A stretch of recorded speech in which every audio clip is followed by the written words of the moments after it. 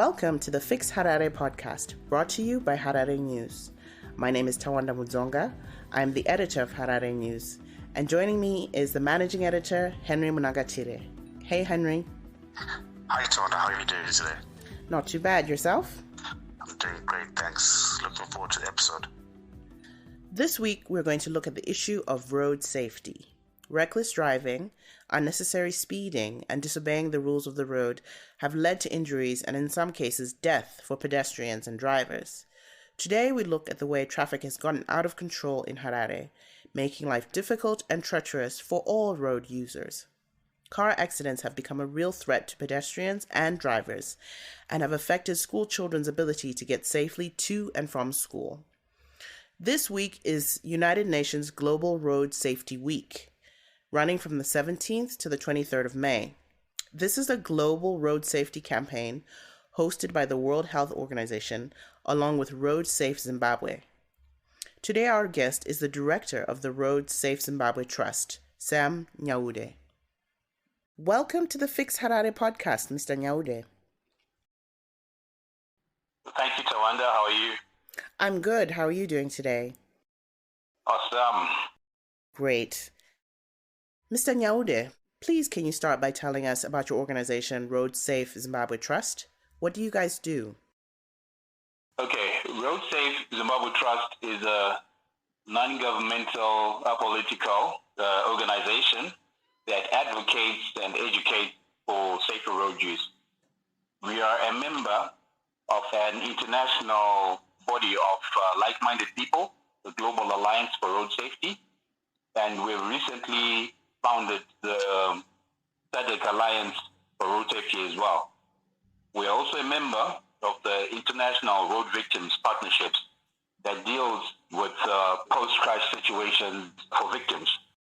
Okay, so we've invited here today to ask you the question because driving on our roads has become so difficult, and for pedestrians and passengers, it is even more treacherous. How is your organization working to make our roads safe again? Okay.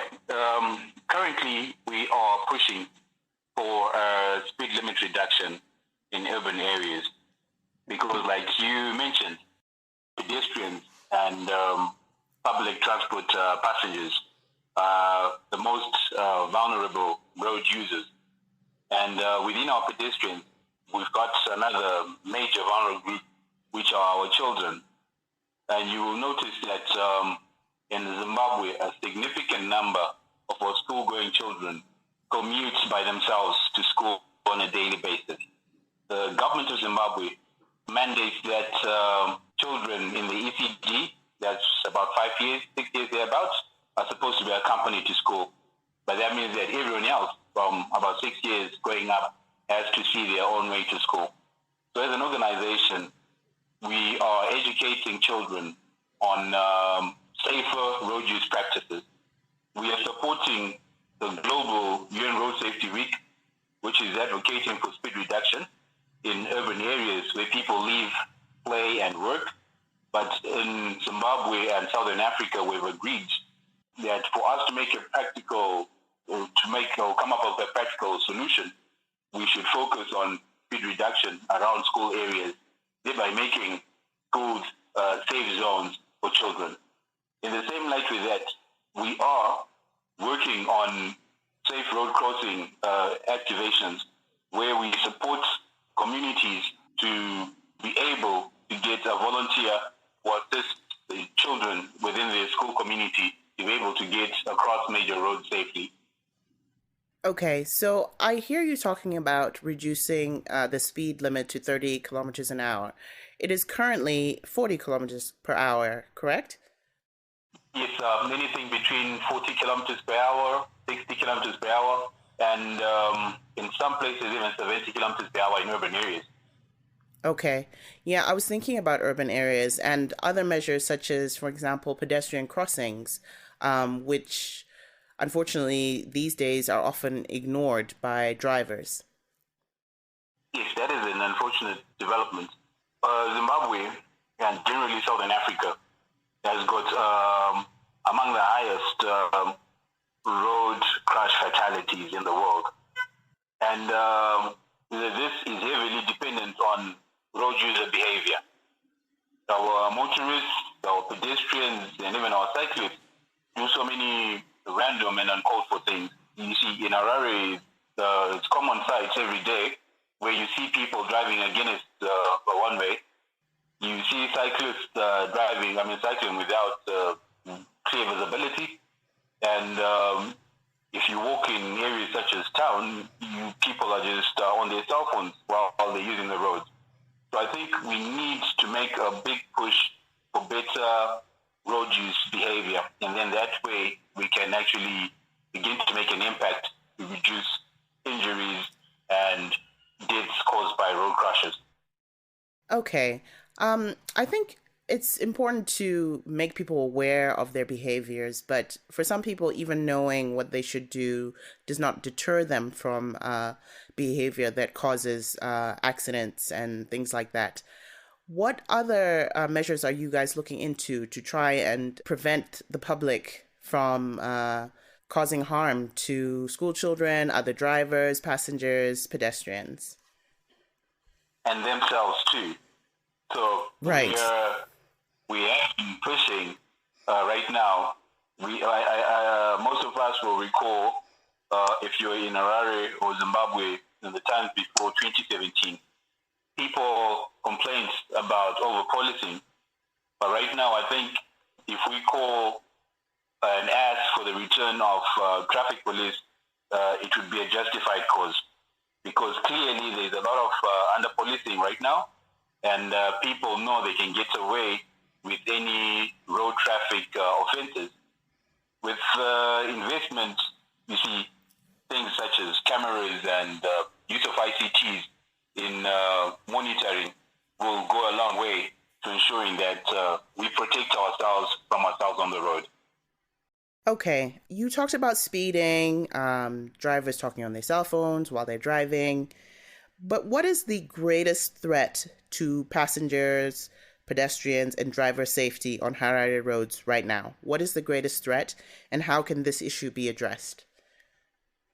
Well, according to me, this is not backed by any research, but obviously being a Harare road user, I think distracted driving is a lead cause of most of our crashes and accidents.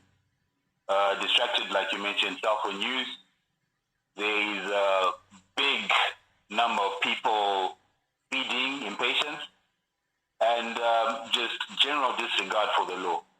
I think if we, as road users, especially motorists, use the roads with more courtesy, just courtesy will change the amount of congestion in our roads, and with reduced congestion, we will then have less impatient drivers, and that will totally improve, road use emotions. Can you tell us a little bit more about UN Global Road Safety Week? So, the UN Global Road Safety Week is a week assigned by the United Nations to challenge political leaders, to challenge governments, to challenge communities and individuals to employ safer road use. 2021 is the 6th UN Global Road Safety Week, and the theme is Streets for Life, and we love dirty. So, emphasis of this year's Global Road Safety Week is on speed reduction. Research and figures by the World Health Organization have shown that with the reduced speed of below 30 kilometers per hour, there is greater chance of a person surviving or not having severe injuries in the case of a car accident. So this week has been a huge focus on speed reduction in urban areas, and the reason being we want to preserve life. This week has been going on pretty well for now, and there's been a lot of activities around the world, a lot of online activities where everyone and who can is sharing their sentiments on the need for speed reduction in urban areas. Finally, What message would you like to leave our listeners with, whether they're a driver, passenger, or pedestrian?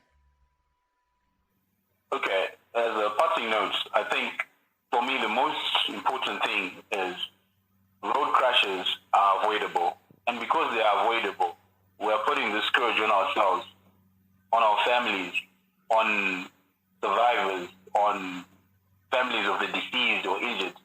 We're putting a huge burden on our government because road crashes have been estimated to consume about 2% of national GDP.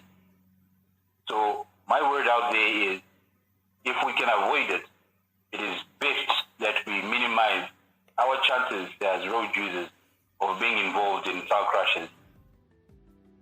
Thank you so much, Mr. Nyaude. Most welcome. And Thank you. Thank you for joining us here on the Fix Harare podcast. All right, cheers, bye. So, Henry, I spoke to the director of the Road Safe Zimbabwe Trust, Mr. Nyaude, and explained to him the issues that residents feel about how unsafe they feel on the roads, how hard it is to drive. As a passenger, you feel for your life. And just imagine the kids who have to try to get to school every day, to and fro, with the way people are driving these days. It's a nightmare.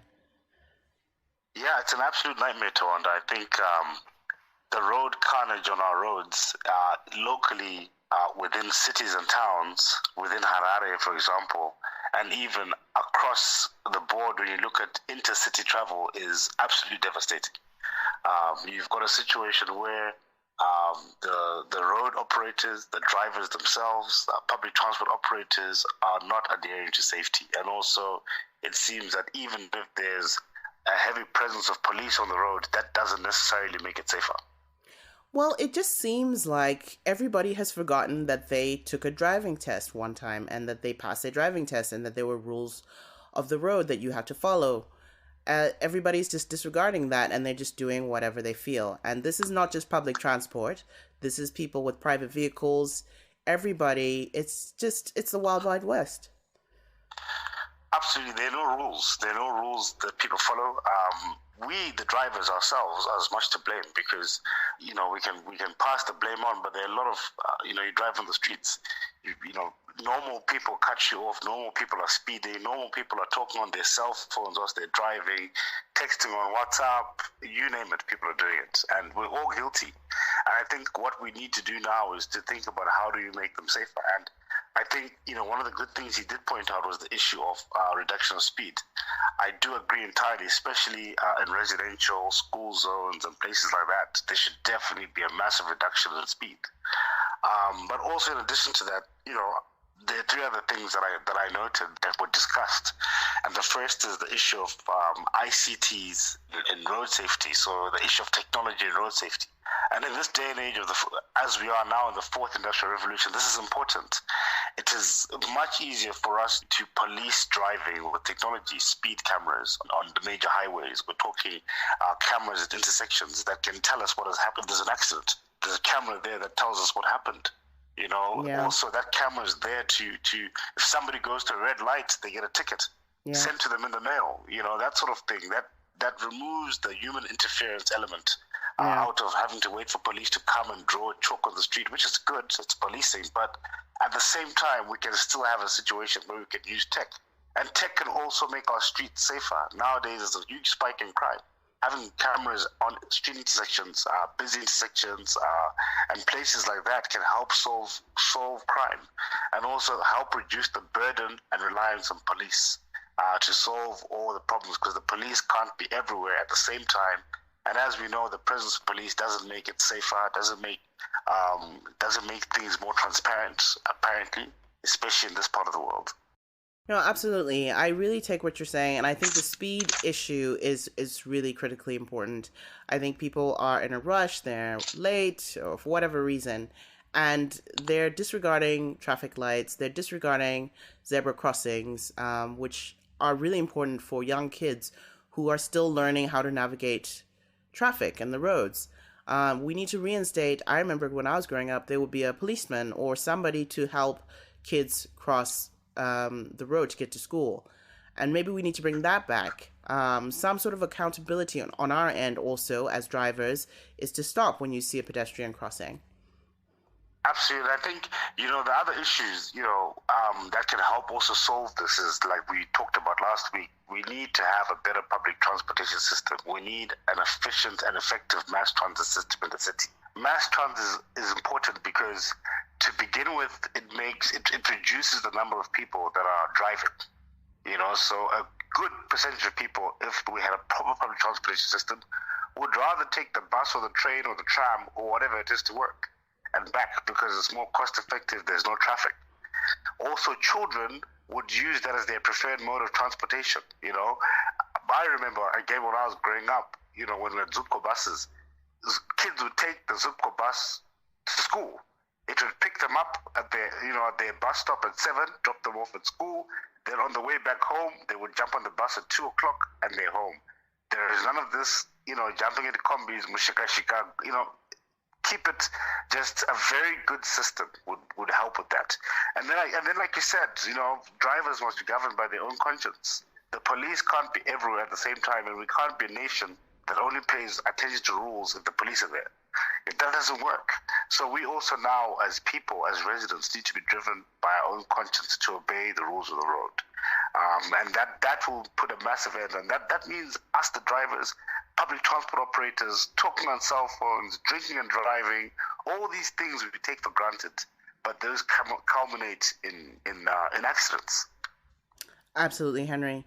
So I guess this week, as we commemorate UN Global Road Safety Week, I think it's important for all of us to look at our own behavior and figure out how to be better when we navigate being on the roads. That's correct. Thanks so much for joining me, Henry. Thanks, Tawanda. We've come to the end of this episode of the Fix Harare podcast, brought to you by Harare News. Please look out for the next episode, which will be available on Spotify, Google Podcasts, and Anchor, as well as on Facebook and Twitter on our handle @Harare News. You can also send the message JOIN to 0786 580 574 to subscribe to receive the Fix Harare podcast via WhatsApp. Until next week, goodbye from us here at the Fix Harare podcast.